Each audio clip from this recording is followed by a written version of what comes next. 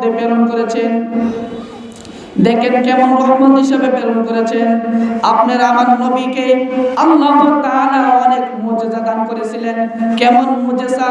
আপনার আমার নবী মুহাম্মদ মুস্তাফা সাল্লাল্লাহু আলাইহি ওয়াসাল্লাম নামের মধ্যে আল্লাহ তাআলা মুজিজা দিয়েছেন। কেমন মুজিজা শুনেন। নবীজির এক প্রিয় সাহাবী হযরতে ওমর ফারুক রাদিয়াল্লাহু তাআলা আনহু, তিনি এক জায়গার মধ্যে বসেছিলেন। বসে থাকতে থাকতে এক পর্যায়ে তার পায়ের মধ্যে দেখা গেল একটি পা যেন অবশ্যই আসছে। তখন তার এমন সাহাবী ভাই বলল, হে ওমর ফারুক রাদিয়াল্লাহু তাআলা আনহু, আপনি আপনার প্রিয় নামটি উত্তোলন করুন, আপনি আপনার মহাব্বতের নামটি একটু জপেন, তাহলে দেখবেন আপনার অসুস্থতা সুস্থ হয়ে যাবে। তখন আল্লাহর নবীর সাহাবী হযরত ওমর ফারুক রাদিয়াল্লাহু তাআলা আনহু যখন বলল, ইয়া মুহাম্মদ, ইয়া মুহাম্মদ, ইয়া মুহাম্মদ বলার সাথে সাথে ওই যে ওমর ফারুক রাদিয়াল্লাহু তাআলা আনহু পাউটি অবস্থিত, সঙ্গে সঙ্গে তার পাউটি সুস্থ হয়ে যাবে। সুবহানাল্লাহ। শুধু তাই নয়, আপনার আমার নবীর হাতের মধ্যে এত বরকত ছিল, এত মুজিজা ছিল, এত মুজিজা ছিল আপনার আমার নবীর হাতের মধ্যে।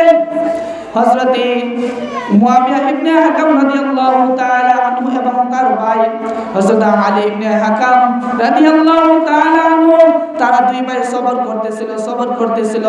এক পর্যায়ে একটি রাস্তার মধ্যে একটি কনন দেখা দিল।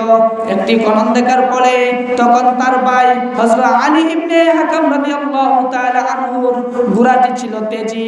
ওই ঘোড়া তেজি হওয়ার কারণে তার ঘোড়াটি যখন লাফ দিল ওই গর্তটি পার হওয়ার জন্য, যখন লাফ দিল সামনে গিয়ে ওই গর্তটির মধ্যে নিক্ষেপ হওয়ার পর ওই হযরতে মুয়াবিয়া ইবনে হাকাম রাদিয়াল্লাহু তাআলা আনহুর ভাই তখন তার পায়ের মধ্যে আঘাত পায়।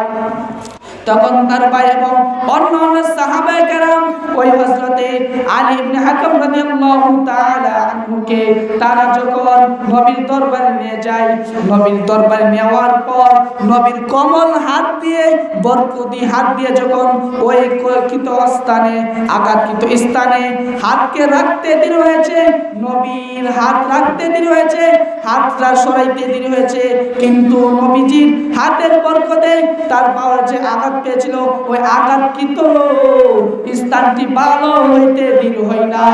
চিৎকার করুন সুবহানাল্লাহ। আর একটু শুনুন, আল্লাহু আকবার। নবীজির হাতে এবং নবীজির নামে এত বরকত, এত নবীজির মুজিজা ছিলেন। নবীজির নাম শুনিলে, নবীজির নাম নেয়ার খাতিরে ওই হযরত ওমর ফারুক রাদিয়াল্লাহু তাআলা আনহুর পাও যে ব্যথা হয়েছিল, পাও যে অবশ হয়েছিল, ওই পাও অবশ ইয়া রাসূল, ইয়া নবী, ইয়া মুহাম্মদ বলার খাতিরে তার পাওটি সুস্থ হয়ে যায়। শুধু তাই নয়, নবীজির হাত মুবারক যখন এক সাহাবীর ওই কৃত স্থানে দেখলো তখন ওই সাহাবীর পাওটুকু সুস্থ হয়ে গেল। সুবহানাল্লাহ।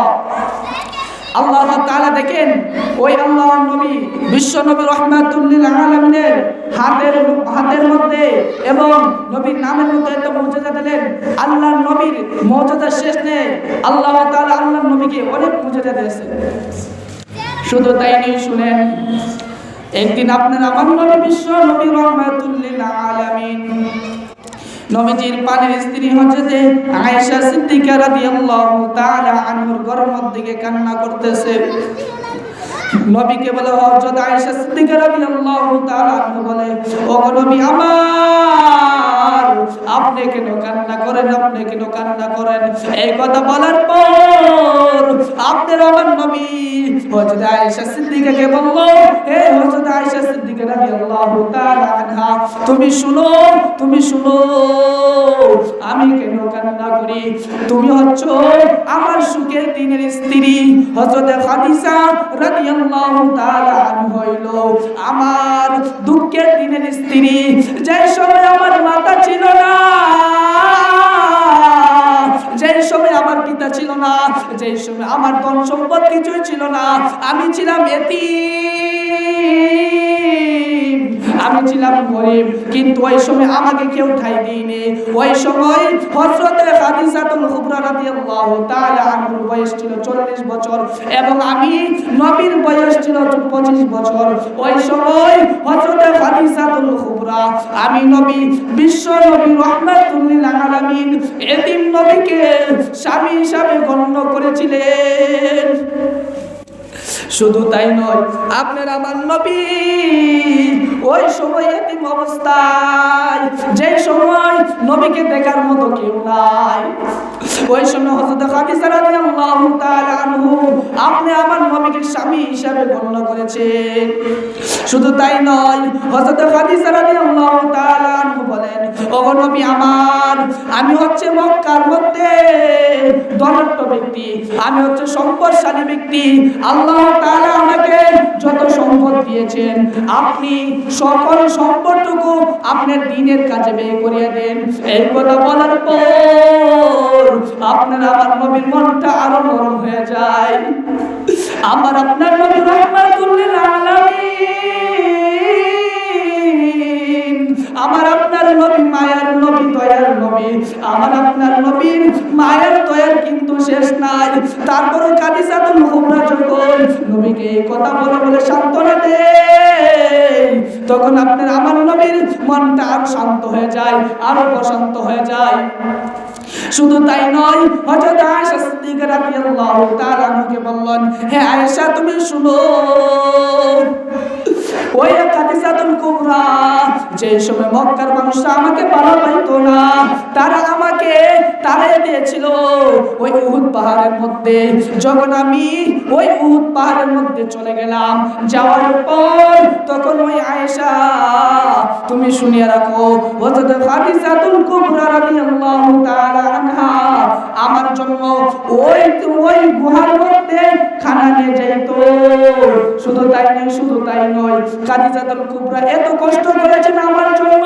ওই খাদিজাতুল কুবরা যখন আমার খানা পিনা কিছুই ছিল না, তখন হযরত খাদিজা রাদিয়াল্লাহু তাআলা আনহা আমি যেই সময় ওই গাছের পাতাকে দেখেছিলাম ওই গাছের পাতাকে, তখন হযরত খাদিজাতুল কুবরা আমার মহব্বতে ওই গাছের পাতা পান করে দেখেছিল।